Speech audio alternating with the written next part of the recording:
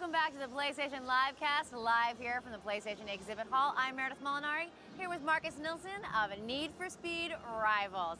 Now, right now, let's talk about a little bit about Need for Speed Rivals. I was a big fan of Hot Pursuit, and I know this one also includes a cop car, but it's a little bit different this time. Yeah, you could argue that it's actually quite a lot different from Hot Pursuit. Hot Pursuit was a very kind of bespoke, choose from a menu experience. Cop versus races, absolutely. Weapons, pursuit tech to take down your rivals. This time around, it's an open world, massive open world, lots to do.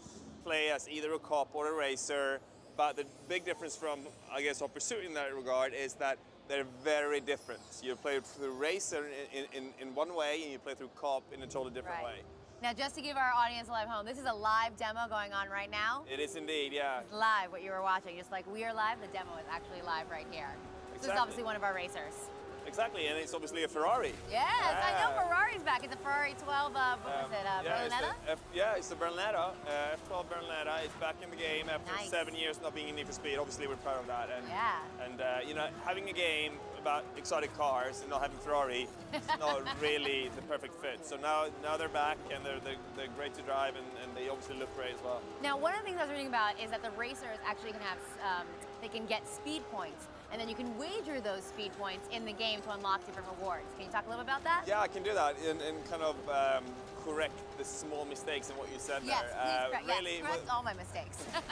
What this is that it's a high-stake risk and reward scoring system, and it kind of goes back into that the cop and the racer are different. As a racer, you will go out in the world like this guy's doing now. You can see how he's collecting points. Right now he has 34,000 points, if you can see that at home. You can also see there's a number underneath that ×4. That means that every action he makes right now, he's making more and more points.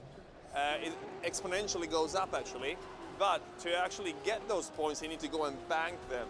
And that's where that risk and reward comes in, right? Because the longer he stays out, the more points he's going to make. Right. But the cops are going to get more and more value from taking him down, and he's also more highlighted on the map to cops. So if the cops take him down now, he will lose all those 37,000 points right now, and the cop will take them.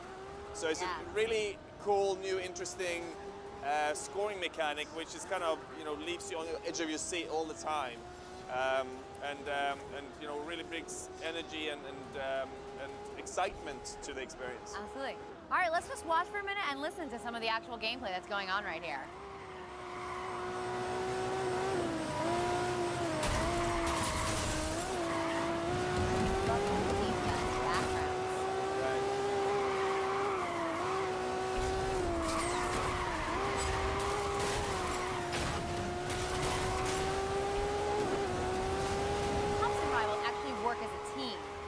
Correct? They can. Okay. They can work as a team. Actually, it's beneficial for them to work as a team. But you absolutely do not have to. The kind of absolute biggest feature of this game is something we call all drive. Right. Now this is how they socially connect, right? Yeah. Really what that is something quite brand new. Instead of having a single player experience, a co-op experience, and a multiplayer experience, we simply have one Need for Speed world, and you choose how to experience that. The way that works is that if you're playing the game, you're playing Rivals, and then I start playing Rivals and we're friends, that means that I'm going to be put into your world. So you can still be playing single player on your end, go through the progression. I'm playing single player, going through my progression. We do not need to see each other, even we want to, obviously. But then if it happens, and we happen to be on the same street or the same road, we go into a either co-op or multiplayer experience seamlessly. There's no lobbies, no waiting. It just happens through player action, really.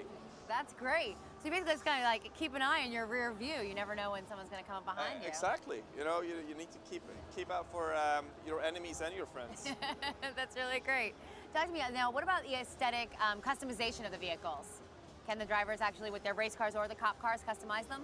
Yeah, in a game where we go, obviously you can play through this game, offline, alone, if you want that. But this layer of all drive really adds a layer of playing with others. And when we have that layer, I think it's important to have a car that can actually express who you are. So if I want to have, show my love and have a red car with some decals on, obviously I want to be able to do that.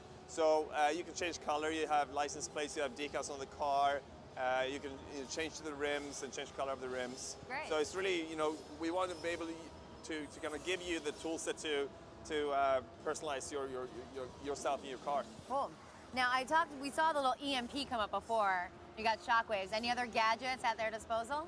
There will be a number of gadgets in this game, which will all kind of fit into the progression of the game. Okay. The EMP is one of them. They will be upgradable, as in charge up time, the actual damage they make, and it really creates that spice, in the racing world. We're thinking a lot of kind of the rock, paper, scissors mechanics of that. So what you do, I can kind of counter, but when I do something, you can counter that, and at the end of the day, someone's going to win, right? That's great. Now, as far as All Drive is concerned, is that available online only, or can that be local as well? So All Drive itself is not a game mode per se. It's just a way of playing. So if you're playing this game alone, you will be playing it with AI, obviously. Yes. And the way it's going to play out is that you start playing this game, you go through the kind of tutorial, and we're going to ask you, do you want to let other people into your game or not? And if you do you want that to only to be friends, or do you want to open it to everyone? Oh, great. So you kind of control who comes in and out of your racing world. Absolutely. And if you then, when you play, open up to friends, and we are friends, I can easily come into your world totally seamlessly. You won't even notice it. That's so great. All right, well, release date? When can we get our hands on it? You can get the hands on the Ps4 version of this on the 19th of November. Great. It's obviously also on Ps4 at a later date. All right, awesome.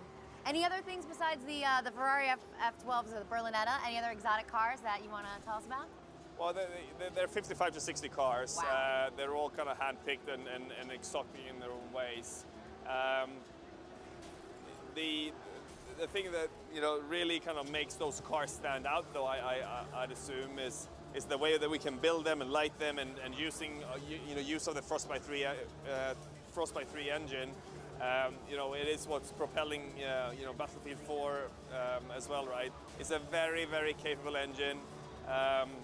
It is quite, with some margin, probably the best looking Need for Speed game we ever made. And we're obviously very intrigued of taking it on to the next generation. All right, well, thanks so much. I can't wait to drive one. Thanks for joining us. All right, guys, up next, we're going to take a look at Puppeteer.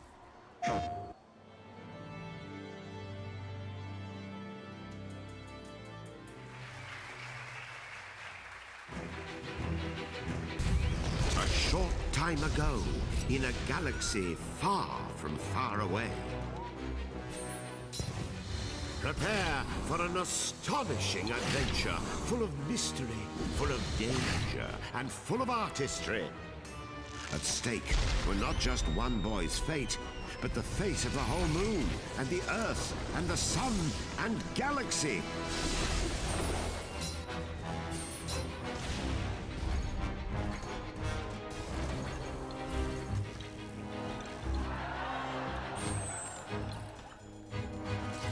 As the clash grew even clashier, the boy snipped, sliced, and sundered with the cold realization his life counted on it. The flimsy soul of a selfish boy had become the adamantine soul of a hero. Couturier, may the forceps, I mean scissors, be with you.